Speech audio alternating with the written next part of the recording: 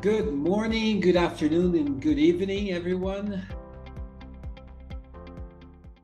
And today, again, we are talking with Lucas from Maritimes Immigration Consulting, and we are going to talk about permanent residency in Canada. Hi, Lucas. Good morning. Hi, Ivan. Hope you are doing well. Yeah, all good here. Thank you. So let's start by clarifying what the PR or permanent residency stands for. So when we talk about PR or permanent residence in Canada, it means that the person obtains status to live here in Canada forever, right? So when you are here on a study permit or work permit, you have temporary status. So it means that you are allowed to stay here for 1 year, 2 years, 3 years to either study or work. But once you obtain permanent resident status, it means that you can stay here, you can live in Canada to work, study, and you don't have to go back home, right? Mm-hmm. So that's a status that is very similar to the green card in the US, right? Mm-hmm. So usually when I do this reference to the green card, people understand what PR stands for in Canada. Mm-hmm. So that's how it's called in Canada, right? Mm-hmm. The PR, permanent resident status. Mm-hmm. And one of the advantages of the permanent residency is that you can also gain access to some things that are not available for temporary residents, right? So once you have PR, you can, for example, go to university or college and you get funding from the government, right? So you do have access to grants, loans, and instead of paying international tuition fee, you actually pay domestic student fees, right? Mm-hmm. Tuition fees. Mm-hmm. So instead of paying, I don't know, 15, 16,000 in tuition fees, you pay 2,000, 3,000, right? Mm-hmm. So that's actually covered by the government because you have status in Canada. Mm-hmm. Another advantage is that you have access to healthcare, public healthcare. You can apply for government jobs, right? So there are some positions that they require the applicant to have permanent resident status or to be a Canadian citizen. And after 3 years as a permanent resident, if you want, you can apply for Canadian citizenship. So you can obtain your Canadian passport. So that's what PR stands for, permanent residence in Canada. It looks like an amazing opportunity for people who want to live in a first world country and have wonderful opportunities. That's amazing. And can you tell us a little bit more about ways to make it happen, opportunities to become a permanent resident? Mm-hmm. So international students have many options to apply for PR here in Nova Scotia. So basically, the government really likes international students, right? Because you're bringing people who are actually advancing their education. You know, they are becoming highly employable here in Canada, right? Mm-hmm. So the employability for international students is great because they do have the fluency in the language, either French or English. They have Canadian education. And they also have the skills, right, to actually help the companies here in the province. Mm-hmm. So there are a few programs that are perfect for international students. So I'm not going to cover all the programs because we have limited time. But basically, I picked 3 here that I believe are the most interesting programs for international students in Nova Scotia. So one is called the International Graduate Entrepreneur.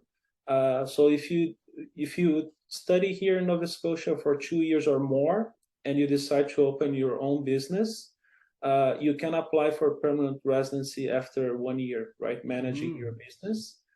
So that's a great opportunity for people who are either maybe, I don't know, studying business or maybe management, and they already have an idea, right? That can actually help the province here. So kind of feel like a labor gap or something. Mm-hmm. Another interesting program is called the International Graduates in Demand. So there are a few areas here in Nova Scotia that we really need people to work in. And one of them is the CCA, Continuing Care Assistant, and also for people who want to work in early childhood education. So, for example, daycares. So this specific program, the International Graduates in Demand, was created specifically for those two positions, right? So if you do study either CCA or the early childhood education program, you can apply for this PR program once you graduate. Of course, you need to have a full-time job offer.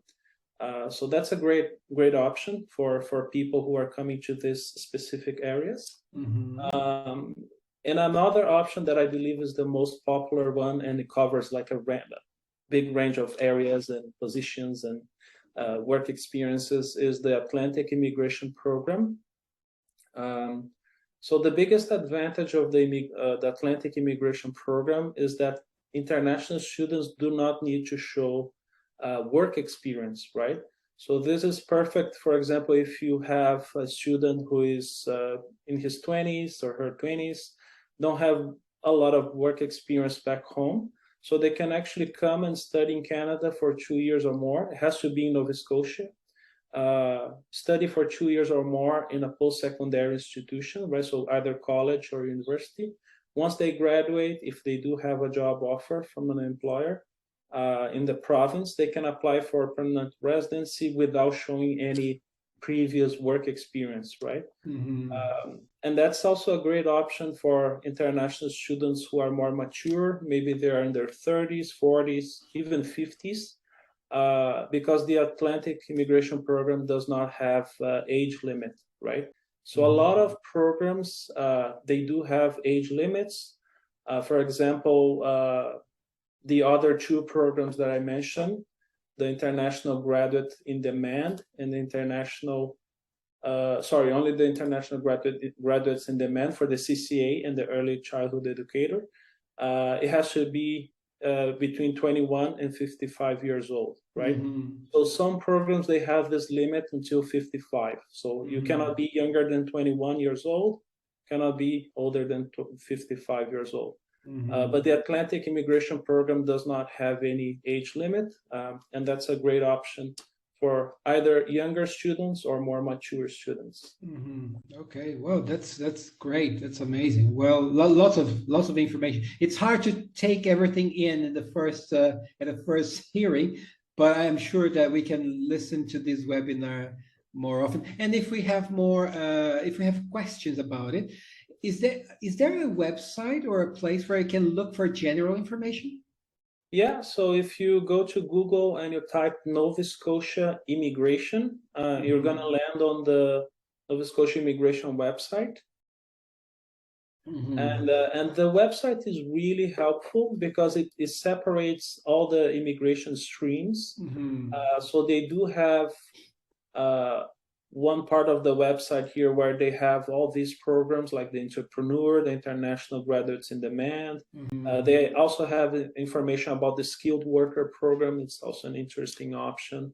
Occupations in Demand, right? So we didn't talk about occupations in demand, but basically this is a program that is specialized in helping people who work in NOC C or D, right? So for example, someone who works as a server, like as a waitress, right?